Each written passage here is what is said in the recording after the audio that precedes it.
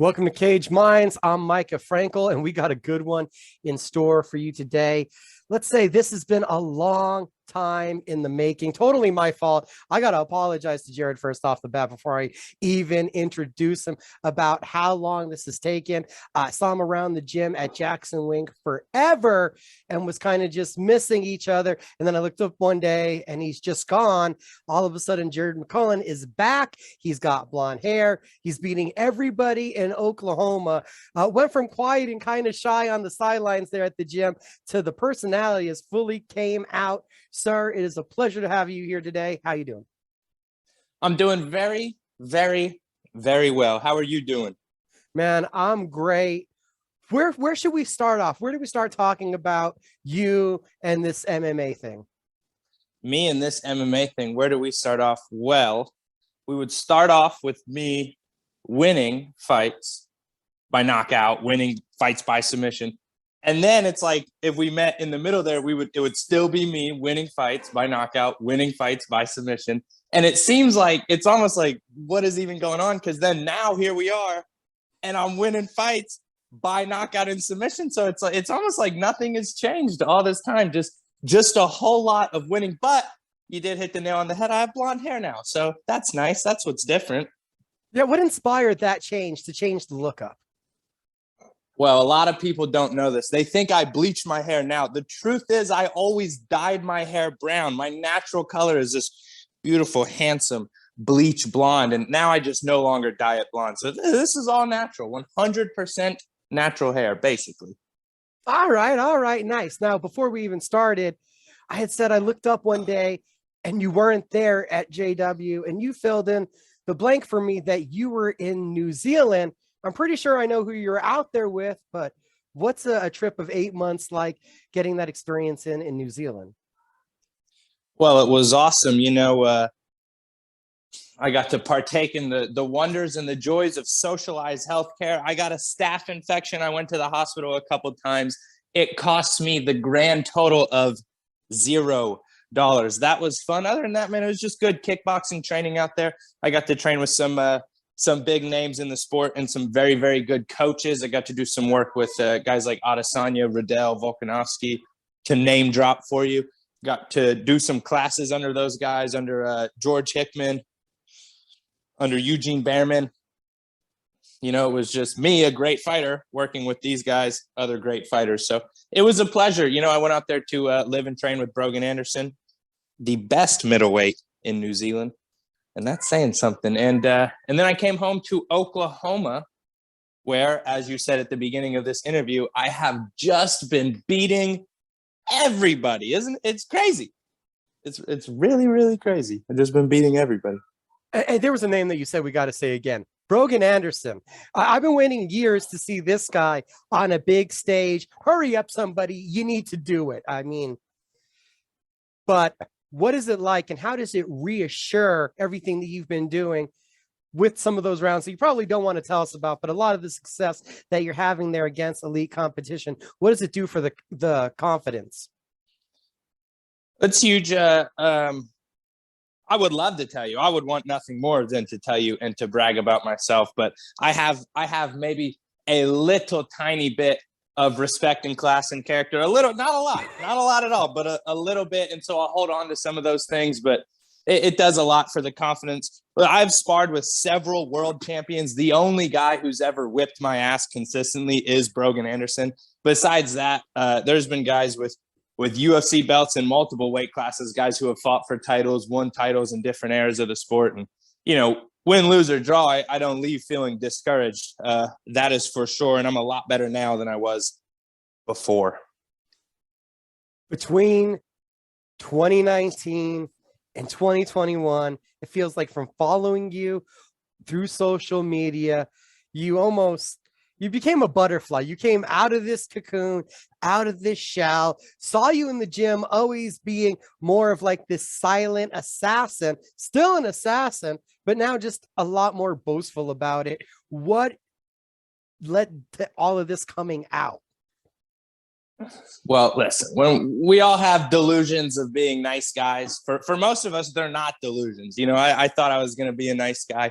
It's not that I didn't have the thoughts and the things I wanted to say. It's just that I thought, I'd keep my head down and I would work hard and blah, blah, blah, and all these silly things. But deep down, it's just not who I am, Plus, you get a little bit older, the confidence comes out. I was kind of a kid back then. I debuted as a pro when I was 18 years old. My whole career has basically been as a professional MMA fighter. And so it's like, you're just finding your place a little bit, seeing where you fit in, seeing what you feel comfortable with. And, as the confidence grows and I realize more and more a bit of who I am and really where I stand in the sport, especially speaking against the best guys in the world, it's like, why would I not say what I want? You know what I mean? Why would I come out here with my head down? And why would I not thump my chest a little bit? I've yet to see anybody do it for me. Like you said, I've been whipping everybody's ass in Oklahoma for it feels like forever now. And I'm finally getting an opportunity on a big card. I mean, it's crazy. They actually asked me, they were like, would you be the main event for this LFA card? And I told them, guys, you should have asked me 3 fights ago to be the main event. I'm a little bit upset at you. So I will fight for you, but I demand to be the first fight on the main card so I can shower and have some snacks and enjoy my night, Okay, because see, I thought when I got the original press release, you were actually in the co-main event. So when I saw first fight of the night, I was like, well, why are you fighting earlier now? But you want the quick night? I want the quick night. Exactly. They had me co-main. They said, man, is there any way we can move you to the main event? I said, move me later. Move me earlier in the night. I want to go see a movie or something after this. Something entertaining. Something entertaining. You don't waste time, obviously not getting paid by the hour. That's the name of the game. But we look at all the first round finishes. Even for those of us that are trying to assess you just to talk about you, man, you just keep killing everybody. So it's hard to get a handle on what your style is. How happy does that make you that there's so much mystery to what you're doing also? Listen, I could clear up the mystery very, very quickly. All I do is create unfair exchanges and then I capitalize on them. And it doesn't matter if it's in the wrestling, in the striking, in the grappling. I don't like to do the arm bar. My favorite move is the arm bar. Fighters talk like that. They're stupid. I don't have a favorite move. I don't have a favorite strike. I don't have a favorite submission, takedown, any of that bullshit. I'm just letting you get yourself out of position. And then when you're out of position and overextended, I'm going to beat you up. And then you can decide, do you want to give me your back and I'll rear naked choke you? Would you like to turn over and look at me while I TKO you? Do you want to drop your left hand and my right shin will meet your face? Do you want to drop your right hand and maybe my left shin will meet your face? So ultimately, at the end of the day, I don't think there's any mystery. It's just I let people get out of position. I force people out of position, and then I capitalize and I finish people. With that love of finishing, I almost want to question you on one of those notions. You don't have a favorite submission? Really, there's not like more of a joy over a neck versus an arm, a heel hook. I mean, you could say I'll go for any of them. I'm equally as proficient, but I figured like in that manner, a knockout's all the same, but a submission, I figured you'd have to have a favorite one.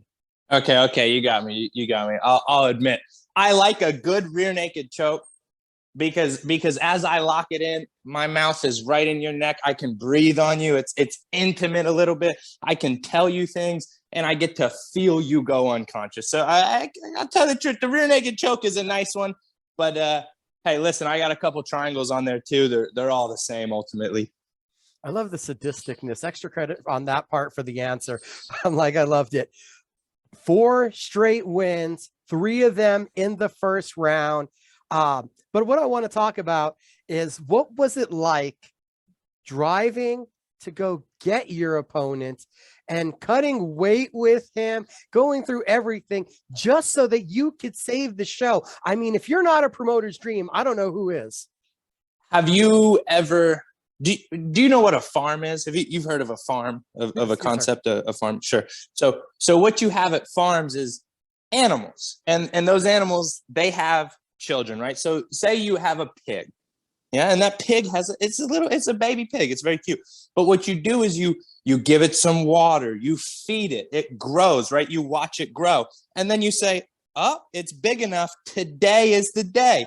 And you take it to the slaughterhouse and you slaughter it and then you eat it, right? And it makes a nice, tasty, delicious breakfast. So when you go pick up your opponent, you cut weight with him, you take him to the event center. What you do is you feed and water this hog here, right? And you grow it big and fat, and you get it to the slaughterhouse so that you can kill it. And it's very analogous to a baby pig growing up on a farm. That's what I'll say it was like to pick up my opponent, cut weight with him, and bring him to the fight.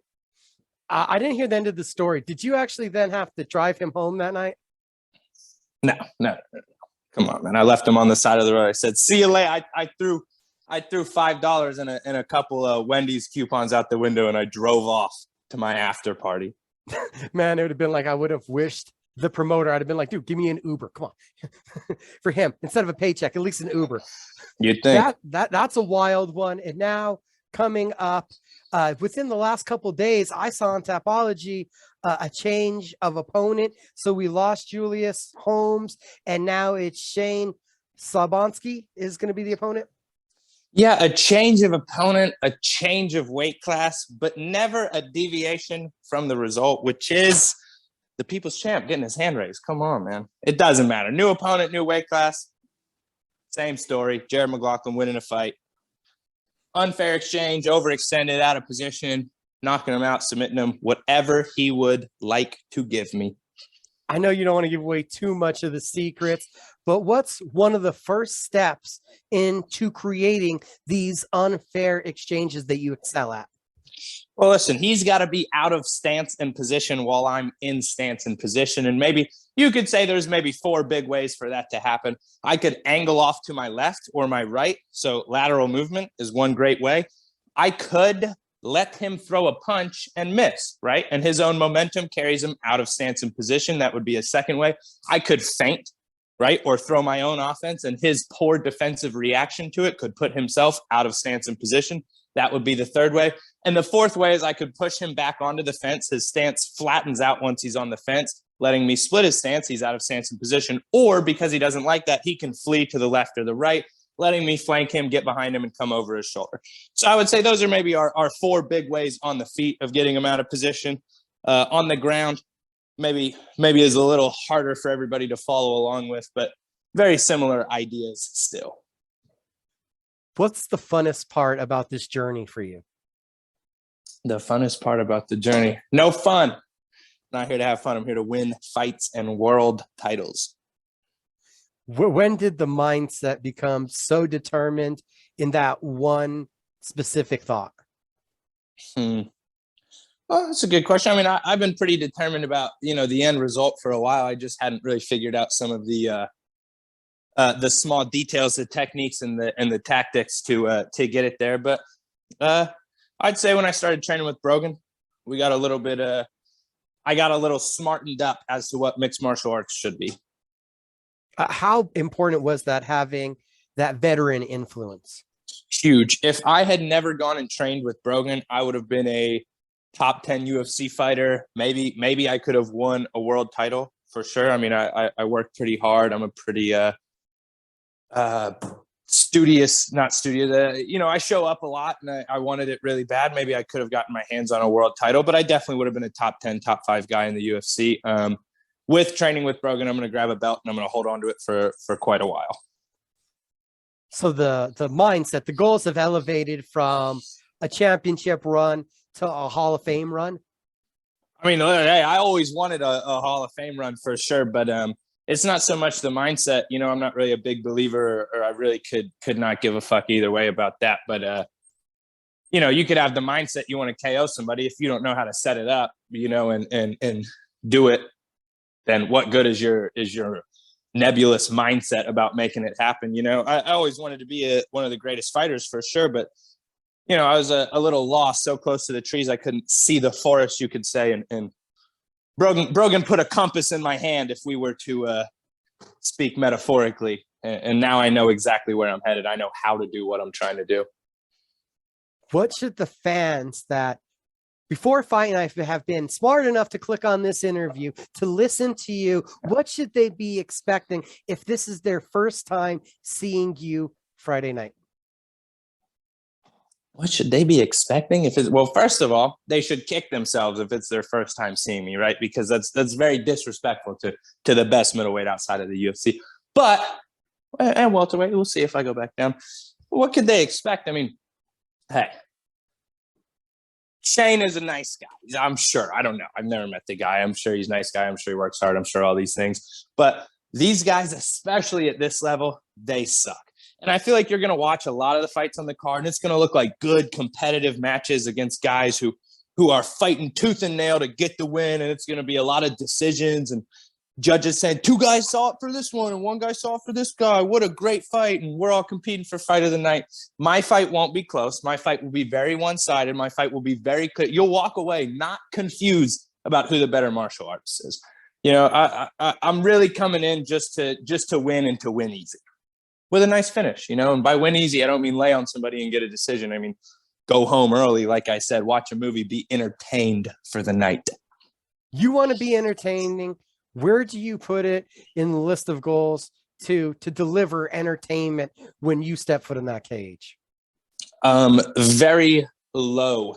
If I wanted to be an entertainer, I would probably have become a comedian or an actor or an actress. An actress. I guess I could become an actress with the right surgeries and medicines. The goal of being entertaining is not in my mind at all. You know, the second I'm worried about something like that, join the WWE. My only concern is whipping somebody's ass on Friday, Shane's ass to be specific on Friday, but really whoever ends up in the cage opposite of me. No concern for entertainment, no concern for anybody watching the show. Anything I do that is entertaining, anything I say that is entertaining is solely because I want to do it and I want to say it. Has it helped get used to these short notice changes that it's been so hard finding an opponent? I've seen the social media posts. It's been something consistent for over a year now. So when you have these fight week changes, does it just roll off the shoulders now? Yeah, I could care less. I'm not caught up. Oh, is it going to be Julius Holmes? He's 6-2. Oh, it's going to be Shane. He's coming off of 2 big wins at middleweight. Could not care less. As a wise man once said, you know, you take out number 2 and bring in number 3. What could that possibly mean to number 1? I would look at it like that. Like Shane and Julius, I'm more interested in those 2 fighting and seeing which one of them sucks a little bit worse than either of them fighting me. Because as far as I'm concerned, it's a done deal. You know, I already know what's going to happen. This has been great getting to talk to you. And again, I apologize, Jared, that it took so long to have this conversation. You need to send me some DMs and slap me through the internet next time you have a fight so that we get this done sooner. Let's do it. Thank you for having me on, Big Dog. Until next time, sayonara. Thank you, sir.